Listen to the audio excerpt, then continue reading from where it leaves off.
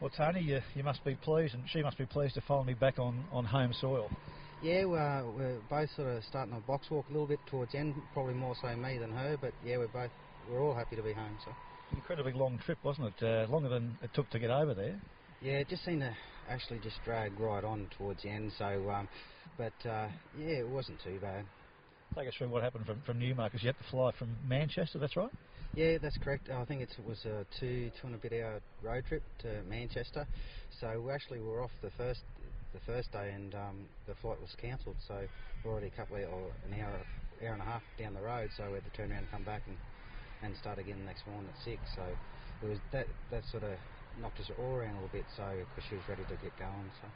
And this is the longevity of this trip. Once you finally took off, 39 hours from home to home. Yeah, it's. I think she actually travelled better as the trip went on, similar to when she went over, but she travelled better coming home this time. We learned a few things going over, and then that helped her coming home. So, and the young bloke, or the fellow who had helpers, Hero, he actually done a perfect job, so it's good. What sort of things did you learn on the trip over, which you were able to... She had a mate, obviously, coming back. Yeah, we've got a mate that came back with us, so we parked him in front of her on the plane so she could see him, and she just travelled a hell of a lot better when she was able to see someone. So. Still travelling in that compression suit? Yeah, she stretched the last one a bit, so we had to put the other one on, so, yeah, no, it does wonders. I don't know what it actually does, but it actually does help. How can you tell that? I mean, you say you don't know what it does, but how can you tell that it's doing something for her? Well, just as soon as you put it on, she's a different horse. She's sort of a bit calmer. I think if we didn't have it on, and with all the pushing and throwing, like when you're getting taxied out to the plane, I think she would actually throw herself around a bit, which she can do normally before we got that suit. So I think it just makes her feel better somehow. So. But now she's back here. I mean, how is she to your eye? I mean, you know better than anyone. How is she now she's here? Is she a tired horse, or is she just relaxed and comfortable? She's relaxed and comfortable, probably just a little bit road tired, but she's in better nick now than she was when we pulled up after the run. So. What's the process now? You've got 2 weeks here in quarantine, and so what do you physically do with her? Well, we'll just sort of, just like we've done before, we'll just sort of make sure everything's right, make sure she's happy and she doesn't bump herself in a box or do something silly, because now she hasn't got nothing to do. She'll start finding things to do. So, and then she'll go out to the bosses, out to Moody's farm, and she'll probably chill out there and relax and go from there. Is that going to be the biggest challenge? I guess she'll feel that she's a bit confined in quarantine like this? Yes and no. Probably because she's so laid back, it probably helps us out a fair bit. But still, by the time we leave here, she's had a month without doing any work, and that's what she is. She loves to work. So. Can you tell us about her Italian stablemate? A bit of a love interest there. Yeah, I've caught him blue, Spotty, because he's blue after Moods' old blue heeler at home in Queensland, because he was an old bluey and he used to bite everyone. But somehow she's fallen for another European, so I don't know how that works, but. Yes, he seems to keep her happy, so as long as that happens, we're all right. You'll keep her company while she's here for a couple of weeks? Yeah, as long as we don't leave the doors open and they get romantic, it'll be okay. We had a love interest back home at Newmarket there in Saloon there, but he was a girl, and this bloke's a stallion. Yeah, but I think she actually had the dead set eye for Saloon. She actually was missing for the first few days in quarantine, and she didn't want nothing to do with this fella, so... but I suppose he's worn her out. He's worn her down. If you reflecting on the trip now, Tony, what do you make of it all? Have you had a chance to sort of relax a bit and take in what the achievement was? I think it was amazing what she was able to do.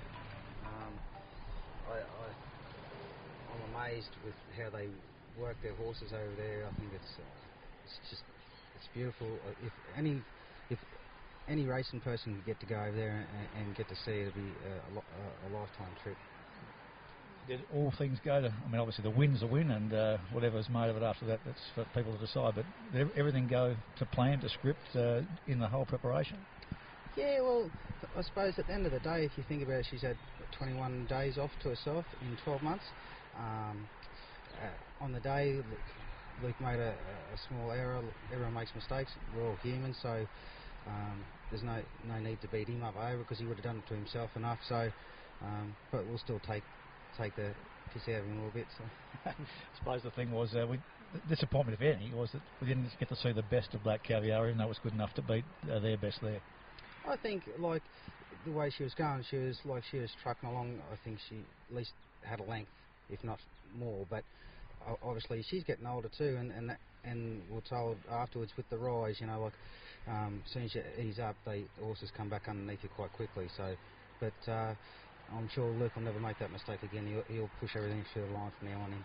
When she pulled up, was that as tough a run as she's had? I mean, you've seen her after all these wins in her career. Is it as flat as she's been?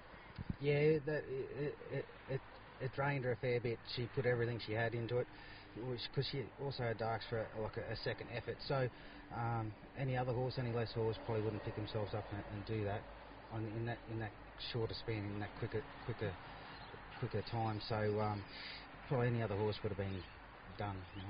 You had a chance to enjoy it yourself, though, and did you and Paddy enjoy the trip? I mean, you're under a lot of pressure yourselves, but did you get a chance to enjoy the time there? Yeah, we did. We went and watched quite a few horses work on the Warren and stuff like that. We got to be sort of relaxed and see a lot of things and how they do things and that. It was marvellous. It was beautiful. And like even on the day, like there for a minute, like got to take it all in when we walked down the track and see the huge crowd. It's sort of similar to Cox Plate Day at the Valley, same sort of feel. It just felt enormous, felt beautiful. Paddy got a chance to meet the Queen, and you got a chance to put on the gear. At least you got a photo of you in the gear there, Tone. Yeah, I look like a penguin out of Batman, so but it's all right, once in a lifetime, so okay. But and Paddy was wrapped in seeing the Queen, and so actually we kept a bit of money. He was giving some money, so he gave me some, so I kept £20 out of it. Not that anyone will really say she didn't give to you, but she did. So. Well, you're making this new horse you brought back with you, Voila Ici. It seems to have a bit of attitude, this grey. Yeah. Look, we'll just ride him, or we'll sort of just push along and see what he does. Like, let him sort of throw the first punch, and we'll just react from that. And we'll just take him the way we find him, and look, different environment, get him out here, and we'll see what happens. He's got a bit of an attitude, doesn't he? I think he's already had a dip at Paddy. Yeah, he's gotten the pair of us, so that's why I called him Spotty. So he doesn't mess around. He's quite quick, and he actually got me when.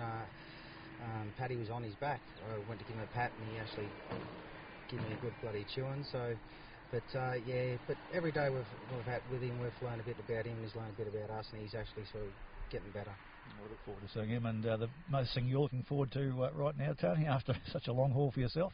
It's a beautiful steak and eggs or something, a decent steak. Deserve one, Tony. Well done.